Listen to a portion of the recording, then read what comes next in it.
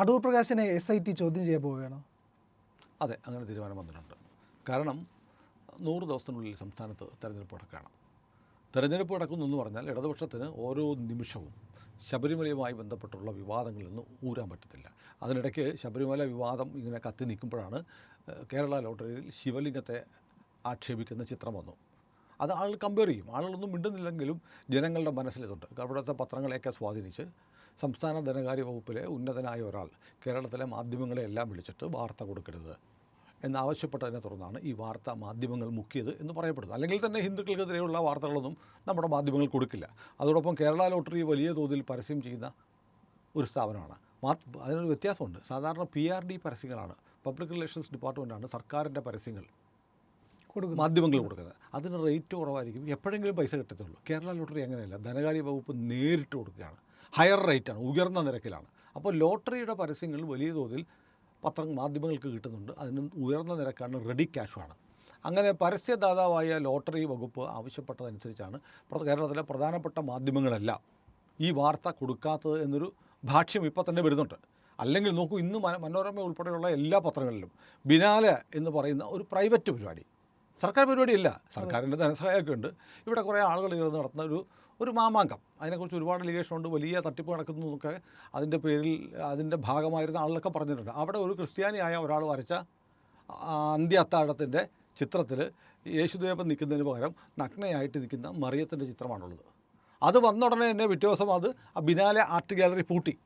പക്ഷേ ലോട്ടറിയുടെ കാര്യത്തിൽ ഔദ്യോഗികമായ ഒരു വിശദീകരണം എടുക്കാനോ ധനകാര്യമന്ത്രി ബാലഗോപാൽ വാ തുറന്നിട്ടില്ല, ഒരക്ഷരം പറഞ്ഞിട്ടില്ല. കേരളത്തിലെ മാധ്യമങ്ങളൊന്നും ഈ സർക്കാരുമായി ബന്ധപ്പെട്ട ഒരാളോട് കാണുമ്പോൾ എന്താണ് ലോട്ടറിയിൽ ഇങ്ങനൊരു സംഭവം ഉണ്ടല്ലോ എന്ന് ചോദിക്കത്തില്ല.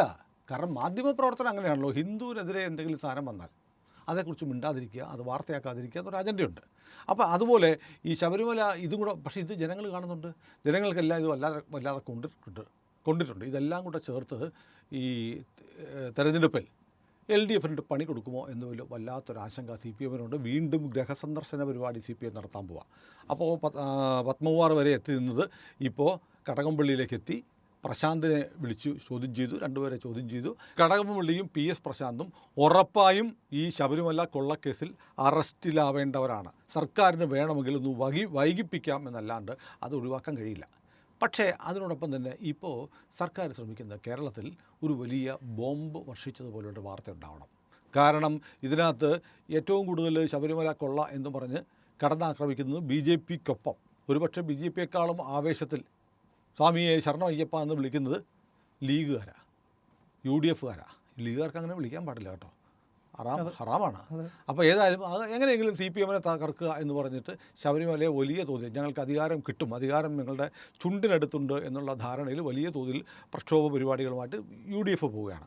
അപ്പോൾ UDFനും ഇതിനകത്ത് പങ്കുണ്ട് എന്ന് സ്ഥാപിക്കേണ്ടത് CPMൻ്റെ ആവശ്യമാണ്. അതിൽ ദേവസ്വം ബോർഡിലെ ചില ഉദ്യോഗസ്ഥരെ അറസ്റ്റ് ചെയ്തപ്പോൾ അവരൊക്കെ കോൺഗ്രസ് നേതാക്കന്മാരാണെന്ന് ഈ CPMൻ്റെ സോഷ്യൽ മീഡിയ ഹാൻഡിലൊരു ക്യാമ്പയിൻ നടത്തി. ജയശ്രീ അവരൊക്കെ കോൺഗ്രസ് നേതാക്കളാണെന്ന്. അതൊന്നും കാര്യമില്ല. മന്ത്രിമാരും ദേവസ്വം ബോർഡ് പ്രസിഡന്റും തീരുമാനിച്ചാൽ അവിടുത്തെ ക്ലർക്ക് എന്തോ ചെയ്യാനാണ്, അവർക്കൊന്നും ചെയ്യാനില്ല. അതൊന്നും ഏറ്റില്ല. കാരണം CPMൻ്റെ സംസ്ഥാന നേതൃത്വത്തിലേക്കാണ് ശബരിമല കൊള്ള നീങ്ങുന്നത്. അപ്പോൾ അതിന് തടയിടാനൊരു വഴി എന്ന് പറഞ്ഞാൽ കിട്ടിയിട്ടുണ്ട്. അടൂർ പ്രകാശിനെ ചോദ്യം ചെയ്യുന്നത് വലിയൊരു നടപടിയുടെ തുടക്കമാണ്. അടൂർ പ്രകാശിനെ വിളിച്ച് ചോദ്യം ചെയ്യാൻ പോകുന്നത് രാജ്യത്ത് ഏറ്റവും കൂടുതൽ സുരക്ഷയുള്ള ഒരു കുടുംബത്തിൽ ഒരു വ്യക്തിയാണ് സോണിയാഗാന്ധി. സോണിയാഗാന്ധിയുടെ അടുത്ത് എങ്ങനെ ഇയാളെത്തി, പോറ്റിയെത്തി, ഇതിൻ്റെ ഉത്തരമാണ് അടൂർ പ്രകാശിൽ തേടാൻ പോകുന്നത്. അപ്പോൾ അടൂർ പ്രകാശ് ഇത് മനസ്സിലാക്കിയിട്ട് വളരെ മുമ്പേ പറഞ്ഞിട്ട് എനിക്കറിയില്ല, അയാളെ എങ്ങനെയോ ഒപ്പിച്ചു, എന്നിട്ട് എന്നോട് വരുന്നോ ചേട്ടാ ഞാൻ അങ്ങോട്ട് പോകുന്നുണ്ടെന്ന് പറഞ്ഞപ്പോൾ അടൂർ പ്രകാശ് എന്ന് പറഞ്ഞാൽ കേരളത്തിലെ പരിണിതപ്രജ്ഞനായ നേതാവ്, MP, UDFിൻ്റെ കൺവീനർ ചാടിക്കയറി വണ്ടിയെ കയറി പോയി എന്നുള്ള ആരും വിശ്വസിക്കാത്ത ബാലിശമായ ഒരു വിശദീകരണമാണ് അടൂർ പ്രകാശ് നൽകിയിരിക്കുന്നത്. പക്ഷേ അടൂർ പ്രകാശിനെ ചോദ്യം ചെയ്തിട്ട് അതിലേക്ക് നിശ്ചയമായിട്ടും കേരളത്തിലെ ഇടതുപക്ഷ സർക്കാർ എത്തുന്നത് സോണിയാഗാന്ധിയിലേക്കാണ്. അതുമാത്രമല്ല, കഴിഞ്ഞ ദിവസം ഒരു ശ്രദ്ധേയമായ ഒരു പ്രസ്താവന പത്രങ്ങളുടെ ഒരു മൂലയ്ക്ക് വന്നിരുന്നു. CPM ഇന്ത്യ മുന്നണി വിടുകയാണ്. ഇനി ഇന്ത്യ മുന്നണി നിന്നിട്ട് കാര്യമില്ല. കാരണം ഇന്ത്യ മുന്നണിയുടെ ഭാഗമായിട്ട് നിന്നാൽ സോണിയാഗാന്ധിയെ പിടിക്കാൻ പറ്റത്തില്ല. കാരണം സോണിയാഗാന്ധിയെ അല്ലെങ്കിൽ രാഹുൽ ഗാന്ധിയെ കെട്ടിപ്പിടിച്ചിട്ടൊന്നും ഒരു കാര്യമില്ല. കേരളത്തിൽ ഭരണം പിടിക്കുക എന്നുള്ളതാണ് ഏറ്റവും പ്രധാനപ്പെട്ടത്. അതിന് ശബരിമല കൊള്ള എന്ന് പറയുന്ന ഈ ആക്ഷേപത്തിൽ നിന്ന് രക്ഷപ്പെടണമെങ്കിൽ അത് അതേപോലെ തന്നെ വലിയൊരു പ്രഹരം ആർക്ക് കിട്ടണം? UDF കിട്ടണം. അതിനുള്ള മാർഗം അടൂർ പ്രകാശിനെ പിടിക്കുക, അടൂർ പ്രകാശ് വഴി സോണിയാഗാന്ധിയിലേക്ക് എത്തുക. സോണിയാഗാന്ധി ഹാജരാവാൻ ഒരു നോട്ടീസ് കൊടുത്താൽ കേരളത്തിൽ അതൊരു രാഷ്ട്രീയ ബോംബായിട്ട് മാറും. രാഹുൽ ഗാന്ധി പറഞ്ഞ ഹൈഡ്രജൻ ബോംബ് പൊട്ടാൻ പോകുന്ന കേരളത്തിലാണ്. അപ്പോൾ നമുക്ക് വലിയ കോൺസിക്വൻസ് ഉണ്ടാകുന്ന തരത്തിലേക്ക് മാറുകയാണ്. സോണിയാഗാന്ധിക്ക് ഇന്ത്യ മുന്നണിയിലെ ഘടകകക്ഷിയായ CPM നോട്ടീസ് അയക്കുന്നു, CPMൻ്റെ പോലീസ് നോട്ടീസ് അയക്കുന്നു, ഹാജരാകുന്നു, ചോദ്യം ചെയ്യുന്നു, മൊഴിയെടുക്കുന്നു. അറസ്റ്റോളമൊക്കെ പോകുമെന്നറിയില്ല. കാരണം ഭരണം പിടിക്കണം, ഭരണം നിലനിർത്തിയേ പറ്റൂ എന്ന തരത്തിലേക്ക് കാര്യങ്ങളെത്തി. പക്ഷേ CPMൻ്റെ ഈ നീക്കത്തിന് ചില ലീഗൽ വാലിഡിറ്റി ഉണ്ട്. ഒന്ന്, ഹൈക്കോടതി പറഞ്ഞിട്ടുണ്ട്, അന്താരാഷ്ട്ര കള്ളക്കടത്ത് സംഘത്തിൻ്റെ നേതാവായ സുഭാഷ് കപൂറിൻ്റെ പ്രവർത്തനങ്ങളുടെ സാദൃശ്യം ശബരിമല കൊള്ളയിലുണ്ടെന്ന് കേരള ഹൈക്കോടതി പറഞ്ഞിട്ടുണ്ട്. അപ്പോൾ അന്താരാഷ്ട്ര ബന്ധമുണ്ടെങ്കിൽ അതുമായി ബന്ധപ്പെട്ട് കണക്റ്റഡ് ആയിട്ടുള്ള എല്ലാ നേതാക്കന്മാരെയും ചോദ്യം ചെയ്യേണ്ടി വരും. മാത്രമല്ല, സോണിയാഗാന്ധിക്കെതിരെ കാലങ്ങളായിട്ട് സോണിയാഗാന്ധിയുടെ സഹോദരി അനുഷ്ക ബൈനോയ്ക്ക് ഇറ്റലിയിൽ 2 വിഗ്രഹ ഷോപ്പുകൾ, ആൻറ്റിക് ഷോപ്പുകളുണ്ട്. ഗണപതി, എത്തനിക്ക എന്ന പേരിൽ 2 ഷോപ്പുകളുണ്ട്. അതുകൊണ്ട് പാർലമെൻറ്റിൽ വരെ ഈ ആക്ഷേപം വന്നിട്ടുണ്ട്. വിഗ്രഹ കള്ളക്കടത്തുകാരെ സഹായിക്കുന്ന നിലപാടാണ് സോണിയാഗാന്ധിയുടേത്. അപ്പോൾ ശബരിമലയിലെ ഈ വിഗ്രഹങ്ങൾ ഈ വഴിക്ക് പോയിട്ടുണ്ടോ എന്ന് സ്വാഭാവികമായും അന്വേഷിക്കാതെ കേരളത്തിലെ പ്രത്യേക അന്വേഷണ സംഘത്തിന് മുന്നോട്ട് പോകാൻ കഴിയില്ല. ഒന്നത്. രണ്ടാമത്, പ്രത്യേക അന്വേഷണ സംഘം ഉപയോഗിക്കാൻ പോകുന്ന കോൺഗ്രസിൽ നിന്ന് തന്നെ കിട്ടിയ ഒരു പടിയാണ്.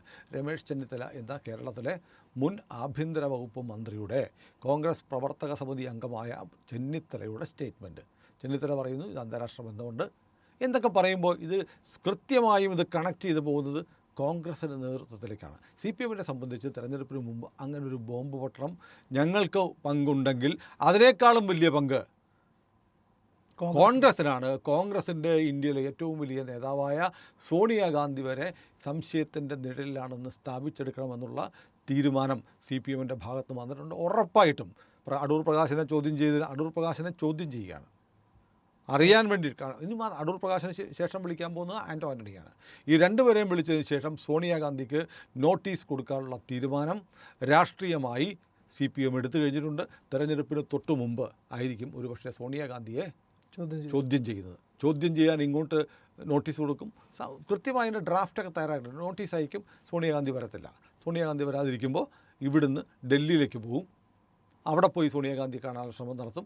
ഇങ്ങനെ പല സാധ്യതകൾ ഓപ്പറേറ്റ് ചെയ്തിട്ടുണ്ട്. അവിടെ ചെല്ലുമ്പോൾ സോണിയാഗാന്ധി അതിനും വഴങ്ങുന്നില്ല എന്നുണ്ടെങ്കിൽ കോടതി വഴി കോടതി പറയുന്നു സോണിയാഗാന്ധിക്ക് ചോദ്യം ചെയ്യലിന് 2 തവണ നോട്ടീസ് അയച്ചിട്ടും നടപടി ഉണ്ടാവുന്നില്ല എന്ന് ഹൈക്കോടതിയോട് പറയുക. ഹൈക്കോടതിയിൽ നിന്നൊരു പരാമർശം വാങ്ങിയെടുക്കുക.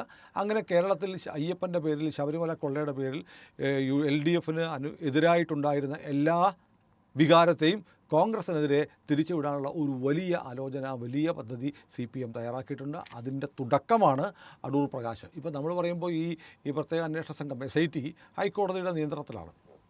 ഹൈക്കോടതിയുടെ നിയന്ത്രണത്തിലുള്ള ഈ പ്രത്യേക അന്വേഷണ സംഘത്തിന് സ്വാഭാവികമായും വാർത്തകളുടെ അടിസ്ഥാനത്തിൽ സോണിയാഗാന്ധിയെ CPM തീരുമാനിച്ചില്ല എങ്കിൽ പോലും ചോദ്യം ചെയ്തേ പറ്റുള്ളൂ.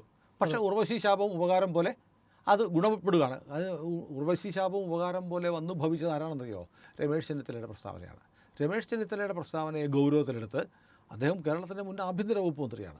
അദ്ദേഹം പറയുന്നത് നിസ്സാരമായി തള്ളിക്കളയാൻ പറ്റില്ല. അദ്ദേഹം മൊഴിയെടുക്കാൻ വരണമെന്ന് ആവശ്യപ്പെട്ട് 2 തവണ ആവശ്യപ്പെട്ടിട്ടാണ് പ്രത്യേക അന്വേഷണ സംഘം വന്നത്. അദ്ദേഹത്തിൻ്റെ മൊഴി ഏറ്റവും മൂല്യമുള്ള ഒരു മൊഴിയായി കണക്കിലെടുത്ത് സോണിയാഗാന്ധിയെ അറസ്റ്റ് ചെയ്യും എന്നുള്ളത് ഉറപ്പാണ്. സോണിയാഗാന്ധിയെ അറസ്റ്റ് ചെയ്യും എന്നുള്ള ഉറപ്പാണെന്ന് ഞാനിപ്പോൾ പറഞ്ഞെങ്കിലും പക്ഷെ അത് സംഭവിക്കുമെന്ന് എനിക്കറിയില്ല. ഒരുപക്ഷെ തെരഞ്ഞെടുപ്പിന് മുമ്പ് വരെ ഒരു നാടകത്തിലേക്ക് പോകാം. സോണിയാഗാന്ധിയെ ചോദ്യം ചെയ്യുന്നതിലേക്ക് തന്നെയാണ് കാര്യങ്ങൾ പോകുന്നത്. അത് CPM വളരെ കൃത്യമായി തീരുമാനിച്ചിട്ടുണ്ട്. ഇനി ഇതിൽ നിന്ന് രക്ഷപ്പെടാൻ കടകംപള്ളി അറസ്റ്റ് ചെയ്യേണ്ടി വരും. ഹൈക്കോടതി സമ്മതിക്കത്തില്ല. എന്തുകൊണ്ട്? ഇപ്പം തന്നെ ദേവസ്വം ബോർഡ് മെമ്പർ വിജയകുമാറിനെ മാത്രമേ അറസ്റ്റ് ചെയ്തിട്ടുള്ളൂ, ശങ്കരദാസിനെ തൊട്ടിട്ടില്ല. അതിന് വീണ്ടും ചെല്ലുമ്പോൾ 2 മെമ്പർമാരിൽ ഒരാളെ മാത്രം എന്തുകൊണ്ട് എന്നുള്ള ചോദ്യം വരും. അപ്പോൾ അതിന് DIGയുടെ അച്ഛനാണെന്ന് പറയാൻ പറ്റില്ല. അതുകൊണ്ട് സ്വാഭാവികമായും ആ അറസ്റ്റ് നടക്കേണ്ടി വരും. കടകംപള്ളിയുടെ അറസ്റ്റ് നടക്കേണ്ടി വരും. കടകംപള്ളിയെ വീണ്ടും ചോദ്യം ചെയ്യുമെന്നാണ് നമ്മൾ മനസ്സിലാക്കുന്നത്. കടകംപള്ളിയെ കൂടെ ചോദ്യം ചെയ്ത് കഴിഞ്ഞാൽ 2ാമത്തെ ചോദ്യം ചെയ്യലിന് ശേഷം കടകംപള്ളിയുടെ അറസ്റ്റ് സംഭവിക്കും. അതോടുകൂടി കേരളത്തിൽ CPM ദയനീയമായ പതനത്തിലേക്ക് വീഴുന്ന ആ ഘട്ടത്തിലായിരിക്കും സോണിയാഗാന്ധിയെ ചോദ്യം ചെയ്യാനുള്ള നടപടികൾ ആരംഭിക്കുക. പ്രിയപ്പെട്ട പ്രേക്ഷകരെ, നമ്മൾ ഈ വർഷത്തിൻ്റെ അവസാന ദിവസങ്ങളിലേക്ക് എത്തുകയാണ്. ഇന്ത്യ ലൈവ് പ്രവർത്തനം ആരംഭിച്ചിട്ട് 2 മാസം പൂർത്തിയാവുകയും കൂടിയാണ്. എനിക്ക് നിങ്ങളുടെ സഹായം തുടർന്നും ആവശ്യമുണ്ട്. വലിയ സഹായമാണ്, വലിയ പിന്തുണയാണ് നമ്മുടെ പ്രേക്ഷകർ നൽകിക്കൊണ്ടിരിക്കുന്നത്. പക്ഷേ അതിൻ്റെ അളവൊന്ന് കൂട്ടണം. കൂട്ടുക എന്ന് പറഞ്ഞാൽ കൂടുതൽ ആളുകൾ നമ്മുടെ ചാനൽ കാണണം, കൂടുതൽ സബ്സ്ക്രിപ്ഷൻ വരണം. ഒന്നും ചെയ്യേണ്ട. നമ്മുടെ ചാനൽ കാണുമ്പോൾ അതിൽ IND എന്ന് പറയുന്ന ഇന്ത്യ ലൈവിൻ്റെ ലോഗോ ഇടതുവശത്ത് കാണാം. നിങ്ങൾ അതിലൊന്ന് വിരലമർത്തിയാൽ ചാനൽ ഓപ്പണായി വരും.